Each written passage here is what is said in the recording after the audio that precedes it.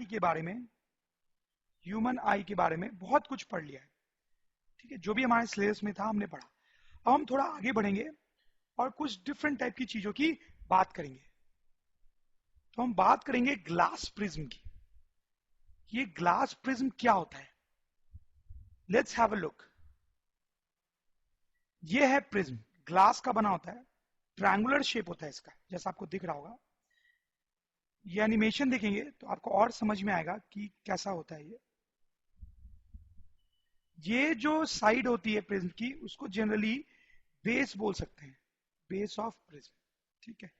और ये जो सरफेस है ये, और यहां पे जो सरफेस है, इन दोनों को बोल सकते हैं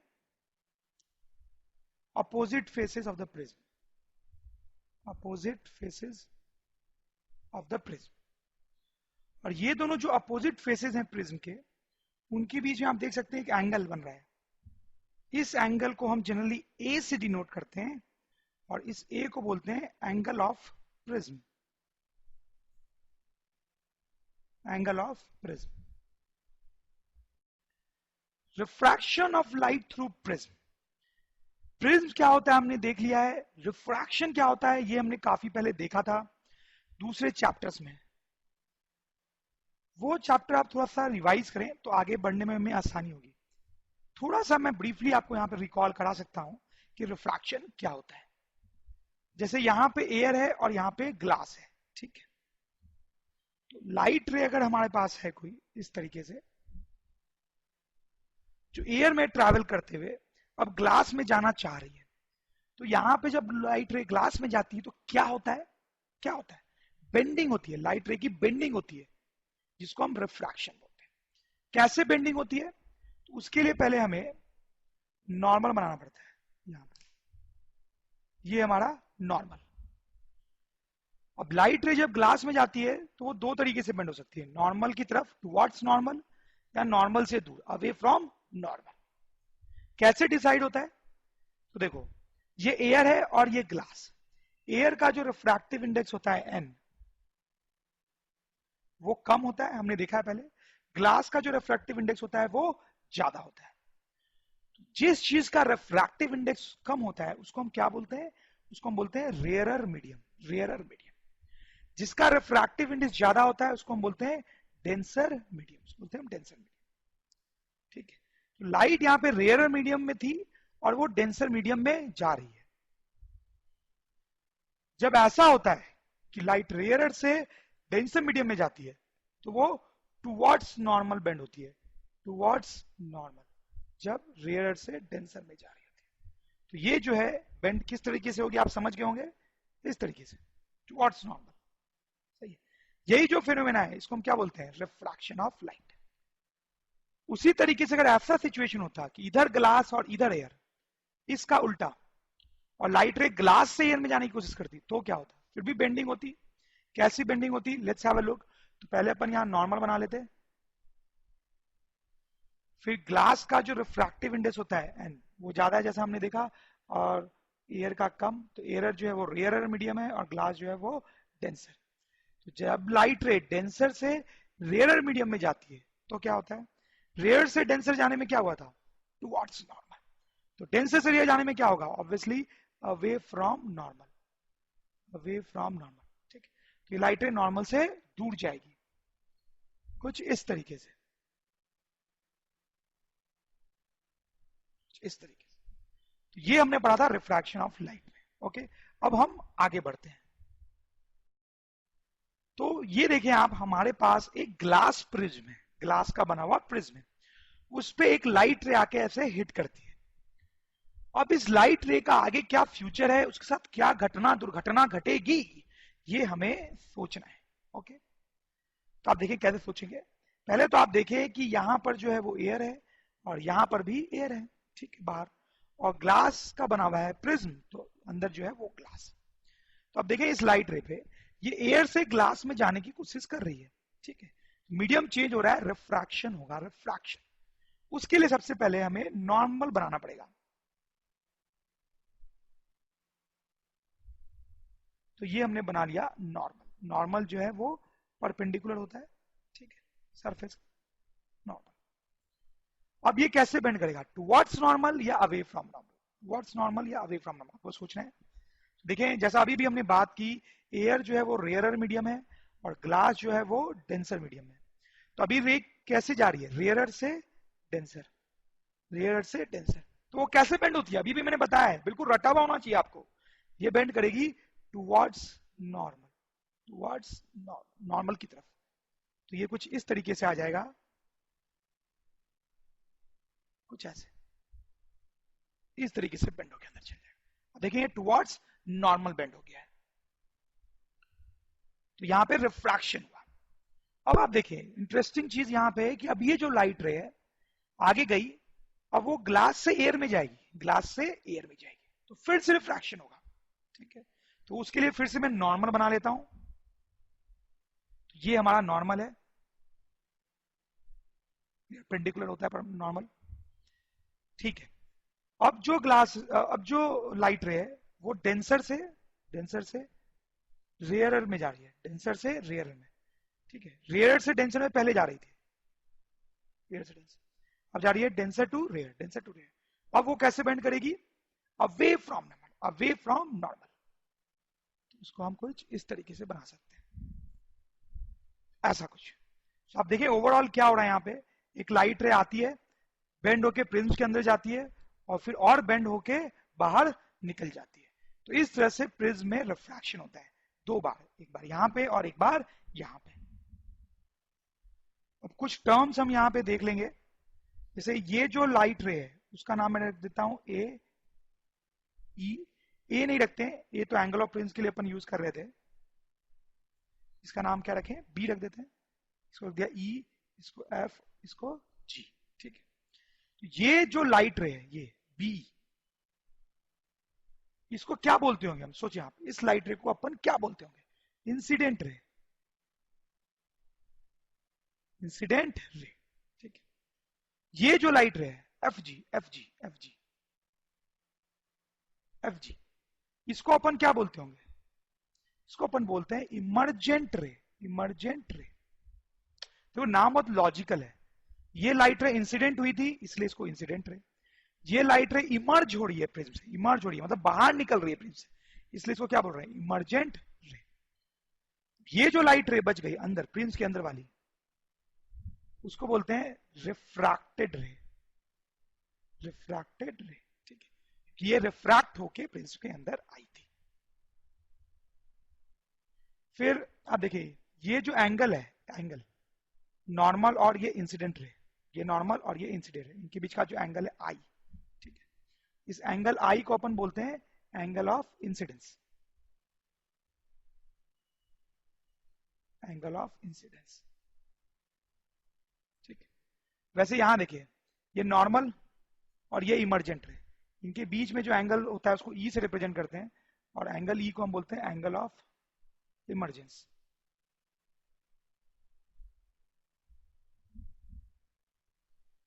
यहां जो एंगल होता है नॉर्मल और ये रिफ्रैक्टर रे के बीच में, उसको जनरली आर से रिप्रेजेंट करते हैं और उसको बोलते हैं एंगल ऑफ रिफ्रैक्शन। एक और इंपॉर्टेंट सी चीज हम देखेंगे, थोड़ी कॉम्प्लिकेटेड है, आपको ध्यान से देखना पड़ेगा। तो ये जो इंसिडेंट रे है, जो लाइट रे आई, अगर प्रिज्म नहीं होता, ये प्रिज्म नहीं होता, तो इस लाइट रे का क्या होता। तो ये लाइट रे जो है वो आगे की तरफ चली जाती है, इसी बात पे आगे की तरफ,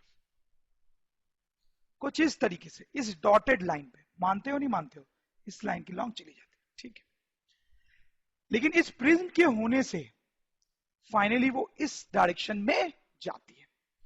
इस लाइट रे को अपन पीछे एक्सटेंड करें जरा, इस तरीके से। आपको ध्यान देना है, प्रिज्म नहीं होता, प्रिज्म नहीं होता तो ये लाइट रे ऐसे सीधे आगे चली जाती है, प्रिज्म के होने से ये लाइट रे इस तरीके से गई है। तो इन दोनों रे के बीच में ये जो एंगल बन रहा है, इसको हम सिंबल डी से जनरली डिनोट करते हैं, और इसको हम बोलते हैं angle of deviation, angle of deviation.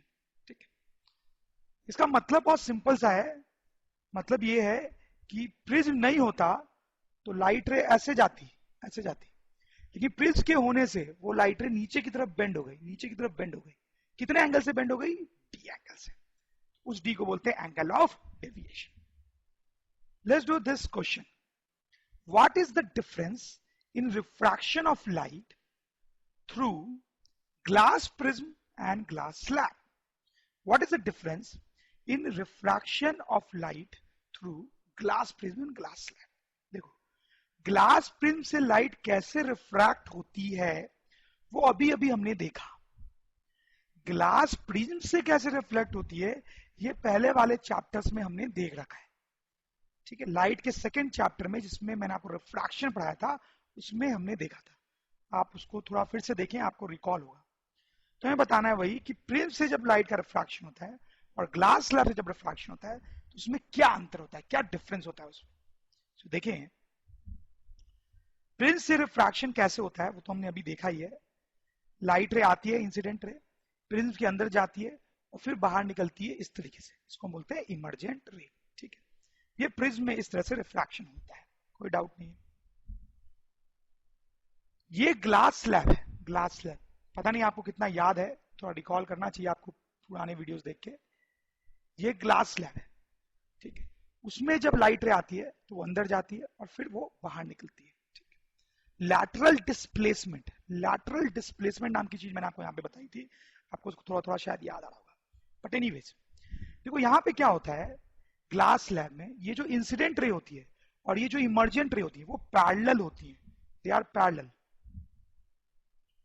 ये इंसिडेंट रे और ये इमर्जेंट रे दोनों जो होती हैं आपस में पैरेलल होती है.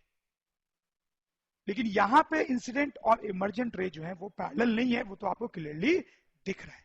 तो ये एक मेजर डिफरेंस होता है इन दोनों केसेस में.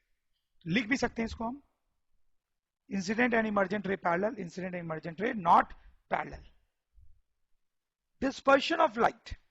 गाइज, ये जो डिस्पर्शन होता है ये बहुत ही इंपॉर्टेंट और इंटरेस्टिंग फिनोमेना होता है. इसके बहुत प्रैक्टिकल एप्लीकेशंस होते हैं जैसा कि हम देखेंगे. सबसे पहले बात करते हैं कि डिस्पर्शन है क्या. न्यूटन, न्यूटन का नाम तो सुना ही आपने, ग्रेट साइंटिस्ट.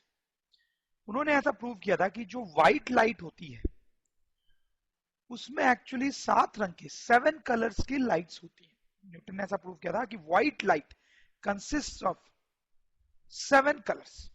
कौन कौन से कलर्स हैं ये? Violet, indigo, blue, green, yellow, orange and red. ये 7 कलर्स होते हैं. इनको याद रखना भी आसान है. इनको याद रखने के लिए आप ये याद रख सकते हो,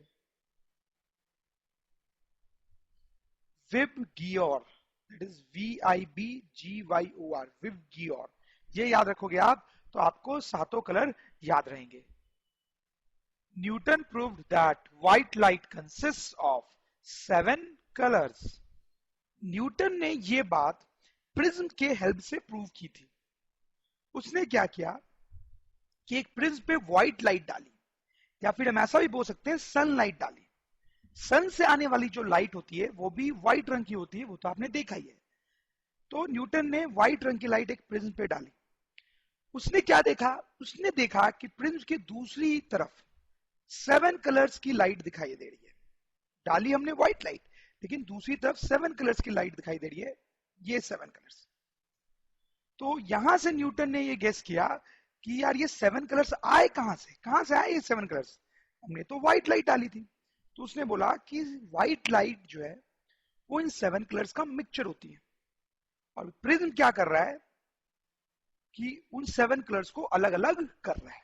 ठीक है, तो इस एक्सपेरिमेंट से न्यूटन ने प्रूव किया था कि व्हाइट लाइट में 7 कलर्स होते हैं.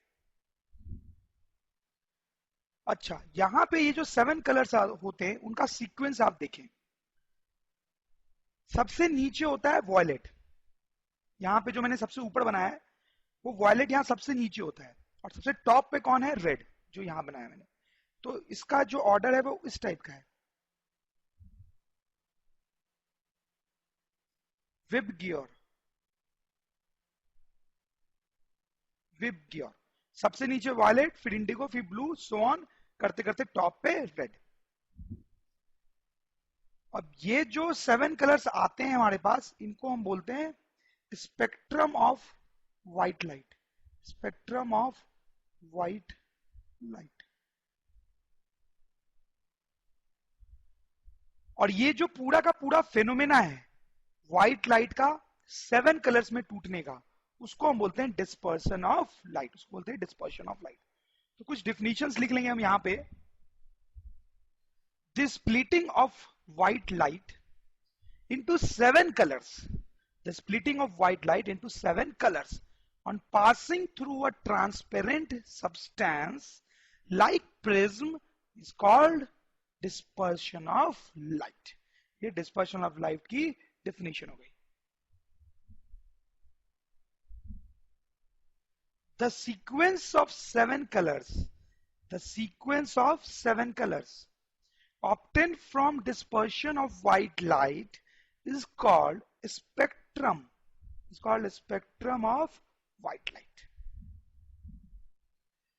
अब हम देखेंगे कि यहां पे ये जो फेनोमेना हो रहा है वो क्यों हो रहा है, वो एक्चुअली क्यों हो रहा है। मतलब हम व्हाइट लाइट भेज रहे हैं तो ये 7 कलर्स में कैसे टूट जा रही है, क्यों टूट जा रही है, उसका रीजन क्या है। Let's have a look. तो ये प्रिज्म रहा हमारा और एक व्हाइट लाइट यहां पे आके इंसिडेंट होती है, प्रिज्म को हिट करती है। अब ये व्हाइट लाइट अंदर जाएगी प्रिज्म के तो क्या होगा, बेंड होगी, बेंड होगी अवे फ्रॉम नॉर्मल या टुवर्ड्स नॉर्मल। ऐसी बातें हम बहुत देख चुके हैं। ये मैं नॉर्मल बना रहा हूं, ये टुवर्ड्स नॉर्मल बेंड होगी, टुवर्ड्स नॉर्मल बेंड होगी, बेंड होगी, रिफ्रैक्शन होगा, रिफ्रैक्शन। और आप देखें यहां पे ये जो व्हाइट लाइट है इसमें तो 7 कलर्स मिक्स्ड है। ये जो व्हाइट लाइट है इसमें 7 कलर्स मिक्स्ड है। तो हम ऐसा सोच सकते हैं कि एक लाइट नहीं बट 7 डिफरेंट लाइट्स आ रही है हमारे पास। हम इफेक्टिवली ऐसा सोच सकते हैं कि 7 डिफरेंट लाइट्स आ रही है अलग अलग कलर की और प्रिज्म को हिट कर रही है। अब होता ऐसा है कि all the 7 colours bend by different amounts. ये लाइट यहां के बेंड होगी लेकिन सातों रंग जो होते हैं वो अलग अलग अमाउंट से बेंड होते हैं, सबके बेंड होने का अमाउंट अलग होता है। जैसे आप देखें ये 7 कलर होते हैं हमारे पास विवग्यो, ठीक है। उसमें ये जो वॉयलेट होता है ध्यान देंगे आप, वो सबसे ज्यादा बेंड होता है और जो रेड होता है वो मिनिमम बेंडिंग करता है, सबसे कम। मतलब यहां से व्हाइट लाइट रे आ रही है, हम सोच सकते हैं 7 रंग आ रहे हैं, तो उसमें से वॉयलेट सबसे ज्यादा बेंड होगा, सबसे ज्यादा नॉर्मल की तरफ बेंड होगा और रेड जो है वो कम बेंड होगा। जैसे आप देखें ये वॉयलेट बेंड हो गया, ठीक है, और रेड कम बेंड हुआ। समझ लो, ये जो व्हाइट लाइट आ रही थी तो 7 रंग है इसमें, वॉयलेट सबसे ज्यादा बेंड हुआ नॉर्मल की तरफ और रेड कम हुआ। वही यहां पे लिखा हुआ है, वॉयलेट का मैक्सिमम बेंडिंग होता है, रेड का मिनिमम बेंडिंग होता है और बाकी सबका डिफरेंट डिफरेंट अमाउंट की बेंडिंग होती है। जैसे वॉयलेट का सबसे ज्यादा बेंडिंग हुआ, इंडिगो का उससे कम होगा, ब्लू का उससे कम, ग्रीन का उससे भी कम, येलो का उससे भी कम, ऑरेंज का उससे भी कम और रेड का मिनिमम, ठीक है। तो एक्चुअली 7 रंग आ रहे हैं, सब अलग अलग अमाउंट से बेंड होंगे, कुछ इस तरीके से सब अलग अलग अमाउंट से बेंड होंगे। आप देख सकते हैं सबसे ज्यादा बेंडिंग वॉयलेट की हुई है मैक्सिमम, उसके बाद इंडिगो आता है, उसके बाद इंडिगो की बेंडिंग, फिर ब्लू की, फिर ग्रीन की, एंड सो ऑन, ठीक है, मिनिमम रेड की बेंडिंग। तो आप देख सकते हैं ये 7 रंग जो साथ में थे पहले और साथ में होके व्हाइट रंग बना रहे थे, वो 7 रंग अलग हो गए, अलग, ठीक है। अब ये प्रिज्म से एयर में जा रहे हैं, प्रिज्म से एयर में, ग्लास से एयर में, फिर से बेंड होंगे और बेंड होके ऐसे बाहर आ जाएंगे। तो आप देख सकते हैं अंदर कौन गया था, व्हाइट लाइट।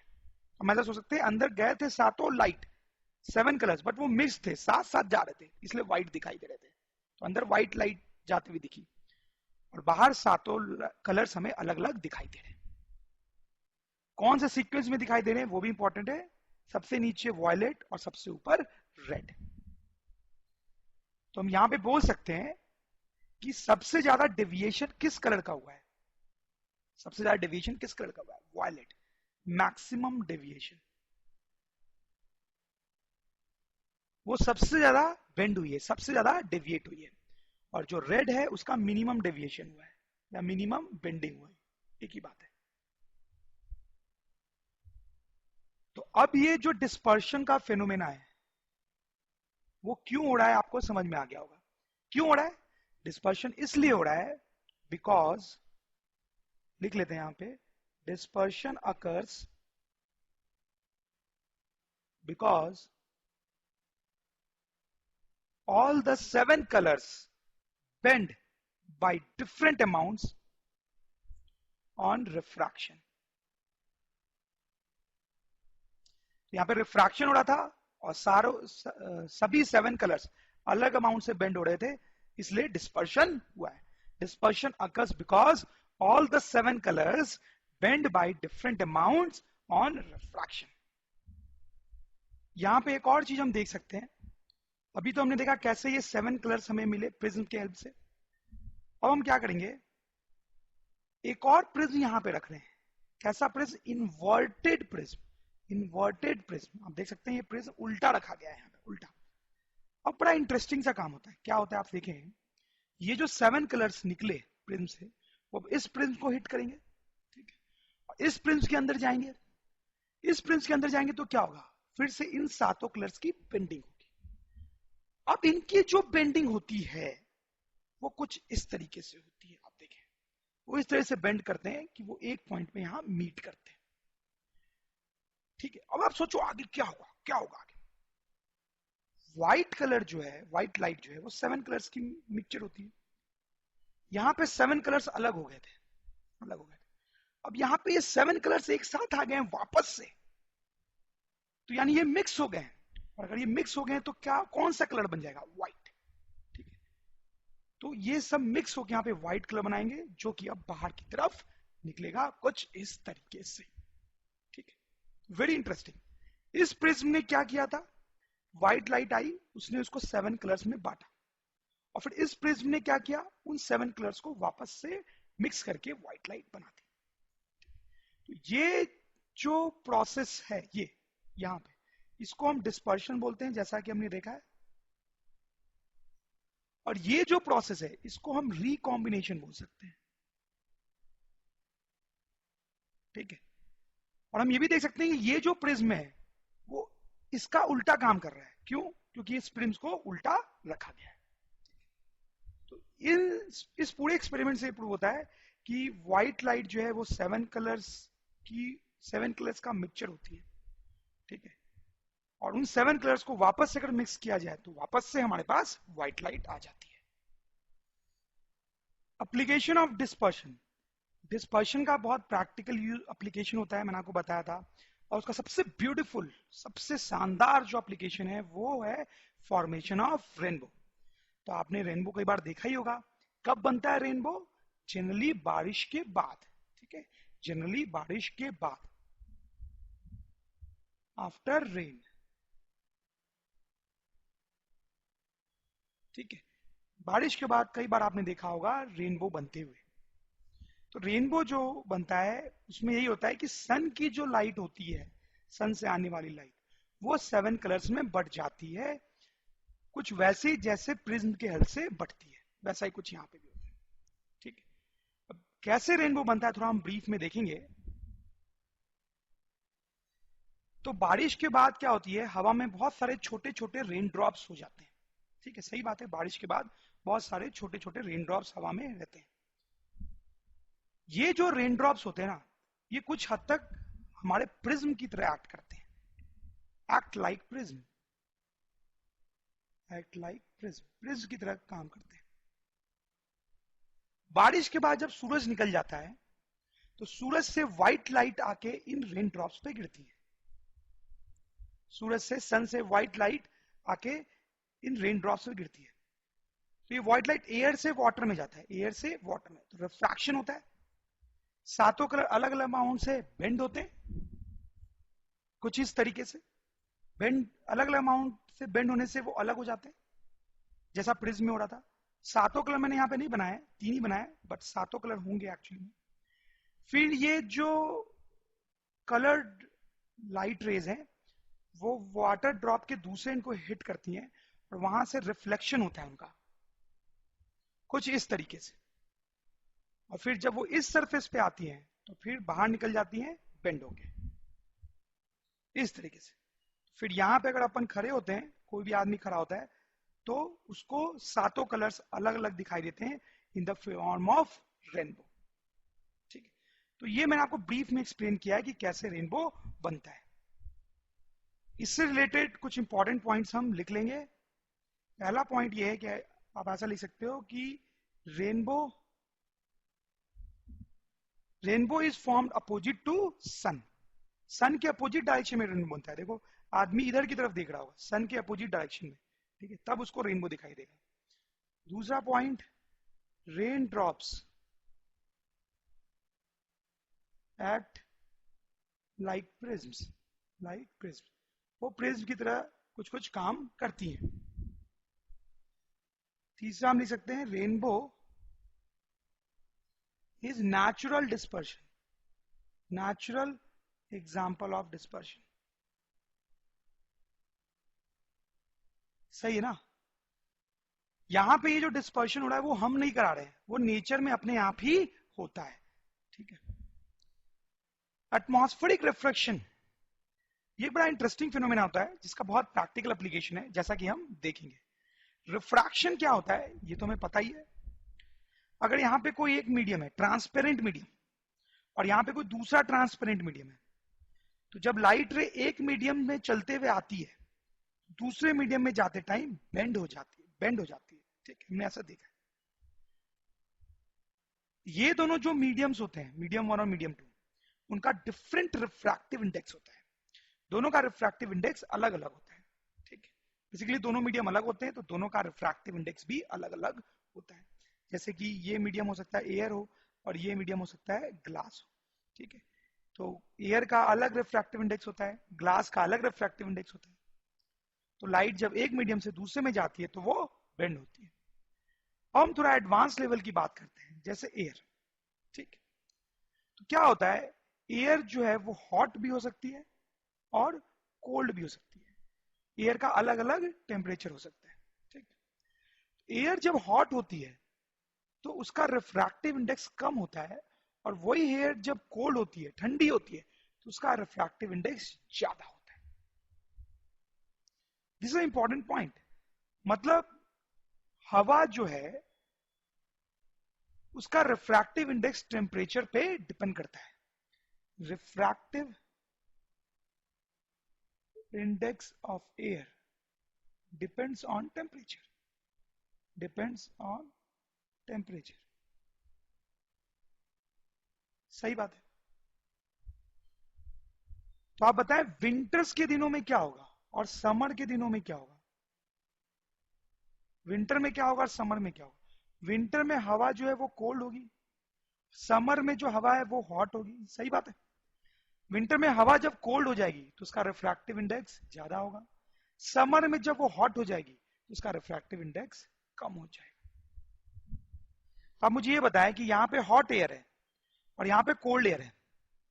यहां से अगर लाइट रे आती है हॉट एयर में और तो अब वो कोल्ड में जाएगी, तो क्या यहाँ पे बेंडिंग होगी लाइट की? क्या यहाँ पे रिफ्रैक्शन होगा? रिफ्रैक्शन होगा? सोचिए।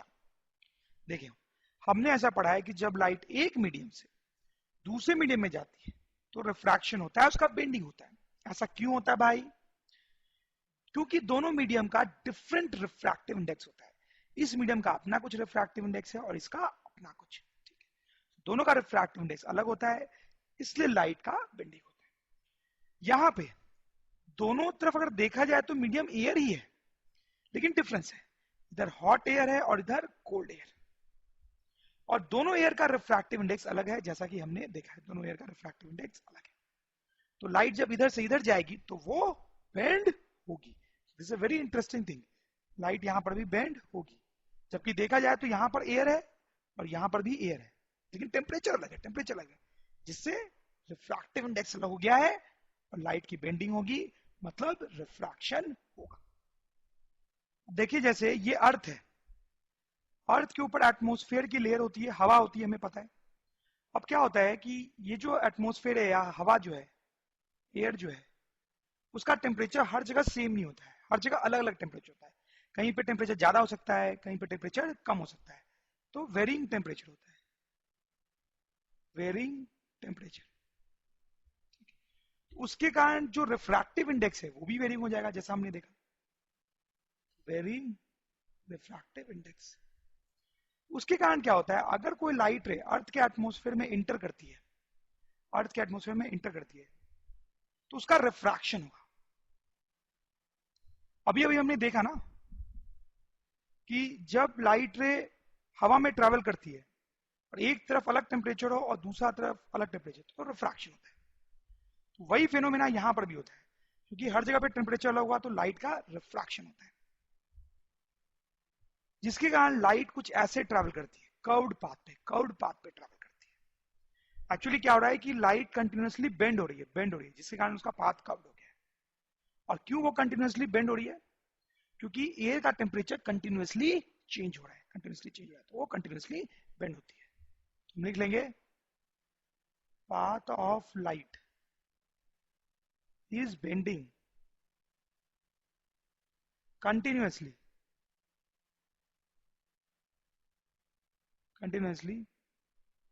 due to continuous refraction। समझ लो अपनी बात। तो ये जो रिफ्रैक्शन है इसको हम बोलते हैं atmospheric refraction. This is atmospheric refraction. एक और चीज है यहाँ पे कि सपोज करो लाइट इस तरह से इंटर हुई एटमॉस्फेयर में और फिर ऐसे बेंड होते हुए ट्रैवल की, ठीक है। अगर यही लाइट अगर 2 सेकंड बाद इंटर करती है एटमॉस्फेयर में, तो हो सकता है वो थोड़ा अलग तरीके से बेंड होके थोड़ा अलग पाथ पे जाए, ठीक है। अगर 2 सेकंड और बाद इंटर करे तो हो सकता है कि वो थोड़ा और अलग तरीके से बेंड होके अलग कर्व पाथ पे जाए, ठीक है। तो डिफरेंट डिफरेंट टाइम पे अगर लाइट इंटर करेगी तो वो डिफरेंट डिफरेंट तरीके से बेंड होगी। ऐसा क्यों? देखो ये जो बेंडिंग हो रही है वो क्यों हो रही है, क्योंकि टेम्परेचर अलग अलग होगा अलग अलग जगह पे, ठीक है। तो होता क्या है कि टाइम के साथ ये टेम्परेचर भी का वेरिएशन भी अलग हो जाता है। टाइम के साथ साथ टेम्परेचर का वेरिएशन भी अलग होता है एटमॉस्फेयर में, इसलिए बेंडिंग भी अलग होती है, ठीक है। Variation of temperature is different at different times. Variation of temperature is different at different times. This results in change in path. This results in change in path of light at different times. At different times. ठीक है। तो अलग अलग time पे temperature variation अलग होता है, तो रिफ्रैक्शन भी अलग तरीके से होता है और लाइट अलग तरीके से बेंड होके अलग पाथ पे ट्रेवल करती है।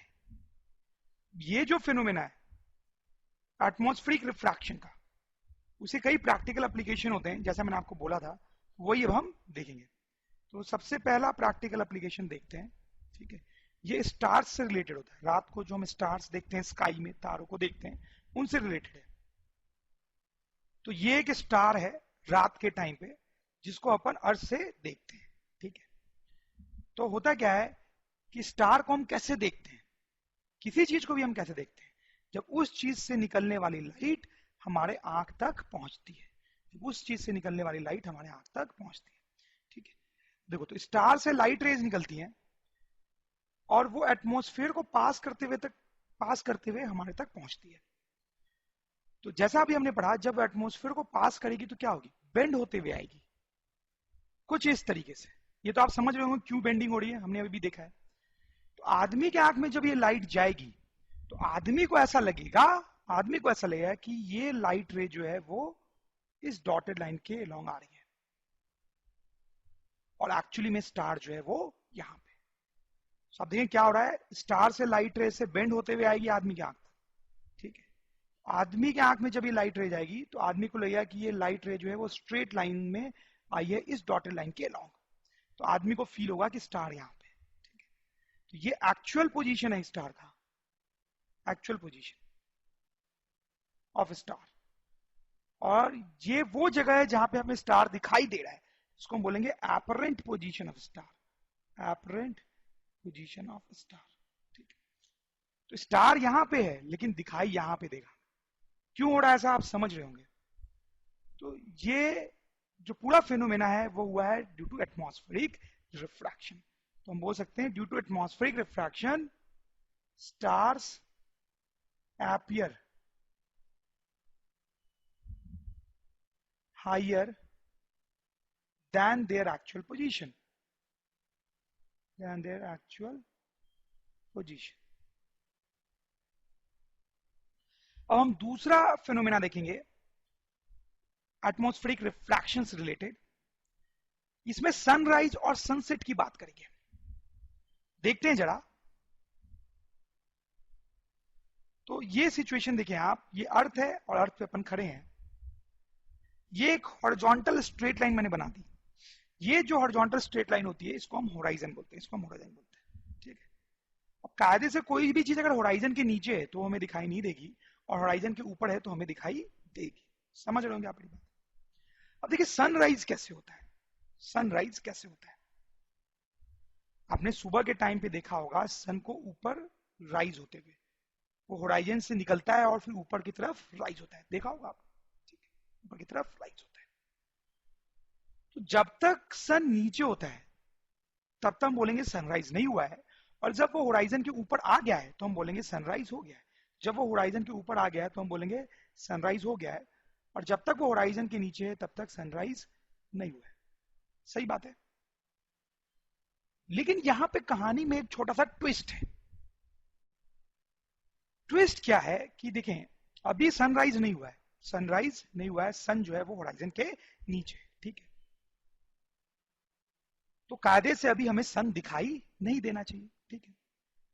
लेकिन देखो क्या होगा, ये सन से लाइट रे निकलेगी और वो एटमॉस्फेयर से ट्रैवल करते हुए आएगी, और जब वो एटमॉस्फेयर से ट्रैवल कर रही होगी तो वो बेंड होगी.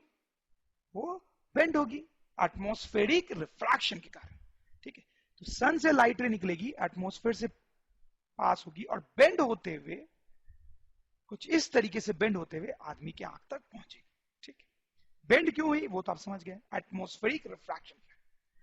अब लाइट रे बेंड होके आदमी की आंख में आई है तो आदमी को क्या लगेगा. अभी अभी हमने पहले वाले केस में देखा था, स्टार वाले केस में. आदमी को क्या लगेगा, आदमी को लगेगा कि ये जो लाइट रे है वो स्ट्रेट लाइन में इस तरीके से आई है. उसके आदमी को लगेगा कि ये लाइट रे इस स्ट्रेट लाइन में, इस डॉटेड लाइन के लॉन्ग आई. तो आदमी को एक्चुअली सन यहां पे दिखाई देगा. Very important. Sun actually horizon के नीचे है, लेकिन उससे बेंड होते हुए लाइट आती है, जिसके कारण आदमी को लगेगा कि सन होराइजन के ऊपर है. एक्चुअली में अभी तक सनराइज नहीं हुआ है क्योंकि सन नीचे है, बट आदमी को लगेगा कि सनराइज हो गया है. आदमी को भी लगेगा कि सनराइज हो गया है.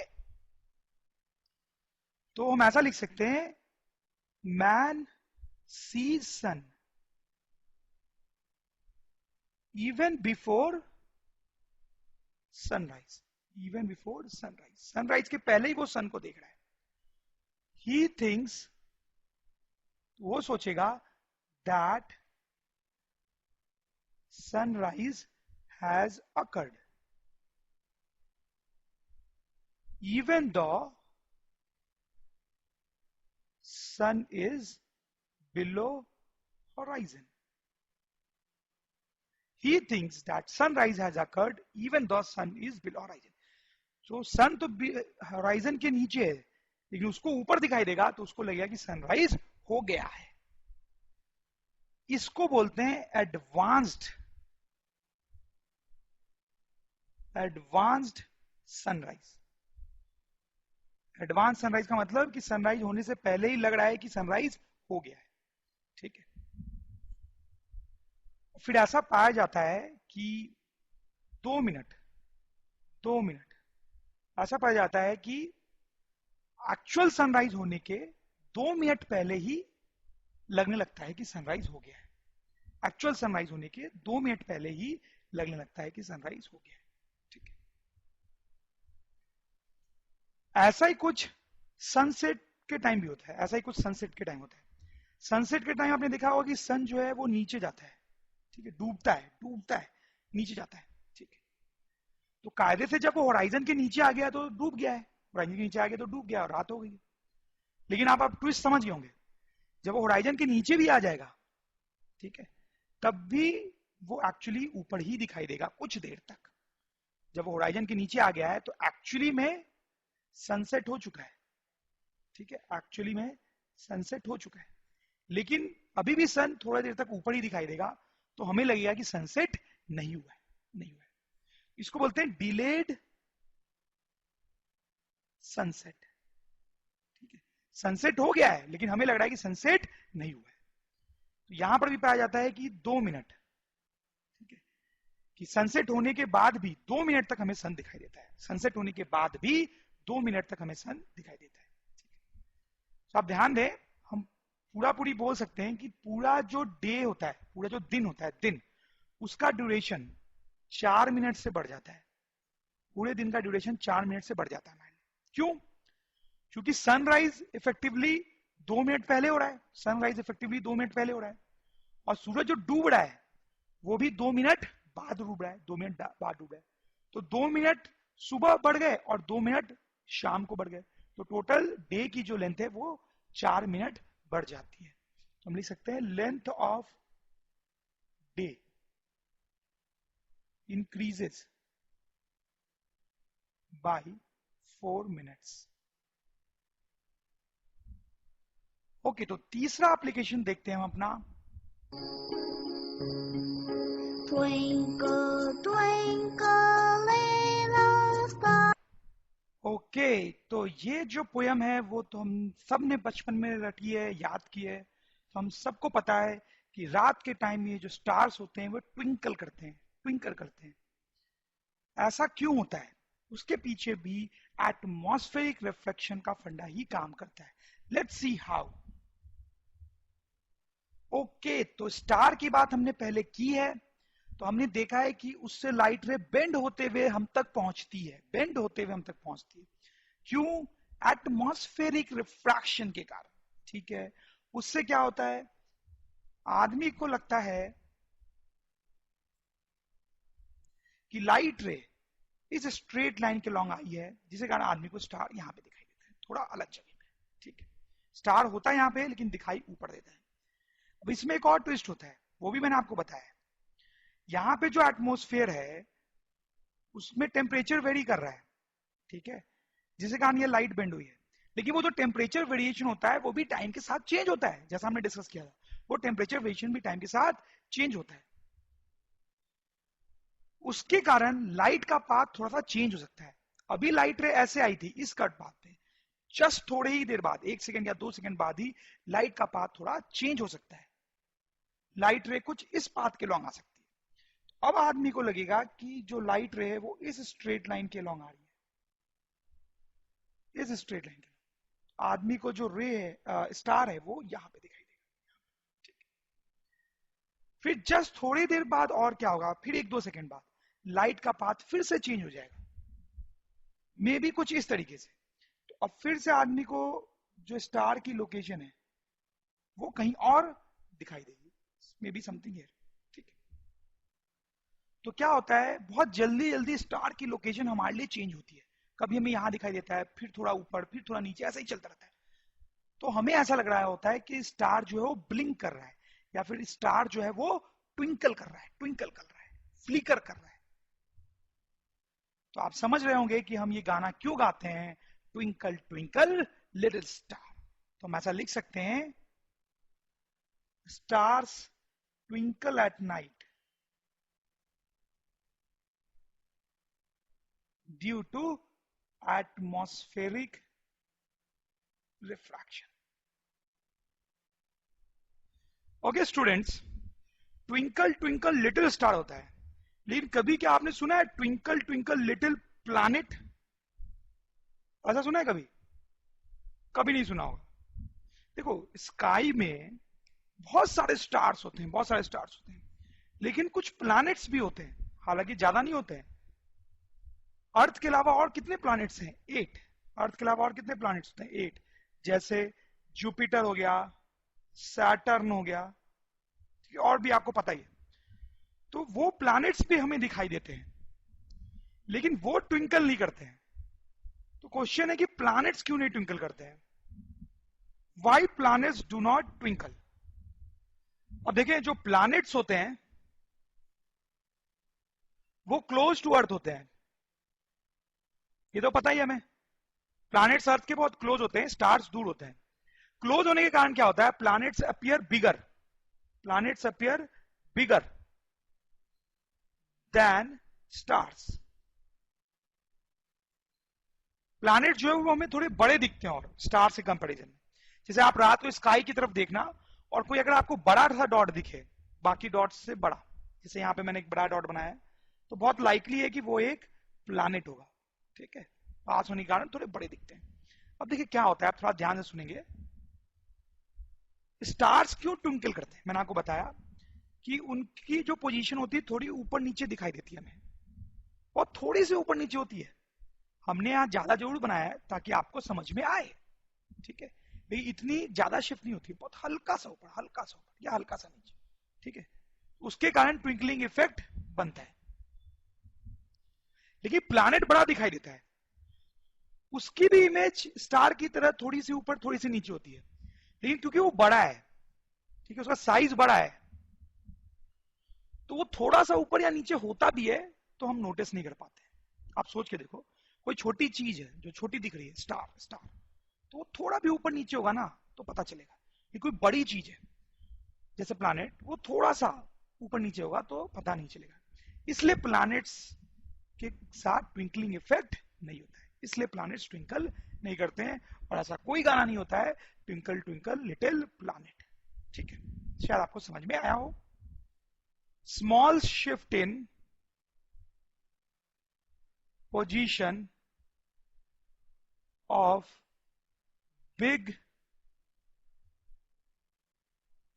appearing planet is not noticeable। ये ट्विंकलिंग ऑफ स्टार जो होता है उसमें जो कॉन्सेप्ट लग रहा है फिजिक्स का, उसको आप एक छोटे स्केल पे भी, स्मॉल स्केल पे भी देख सकते हो। जैसे मान लो यहां पे एक फ्लेम जल रही है, ठीक है, कहीं पर भी कोई स्टोव जल रहा है, कुछ गैस जल रही है, जिसके कारण फ्लेम जल रही है, तो उसके कारण क्या होता है कि उसके ऊपर की हवा जो है वो गर्म हो जाती है। सही बात है, होना चाहिए ऐसा। लेकिन जो थोड़ी दूर की हवा होगी इस साइड या इस साइड, वो तो ठंडी रहती है, वो उतनी गर्म नहीं होती है, ठीक है, थोड़ी सी गर्म हो भी सकती है पर ज्यादा गर्म नहीं होगी। फ्लेम के जस्ट ऊपर की हवा तो बहुत ही गर्म हो जाती है, ठीक है।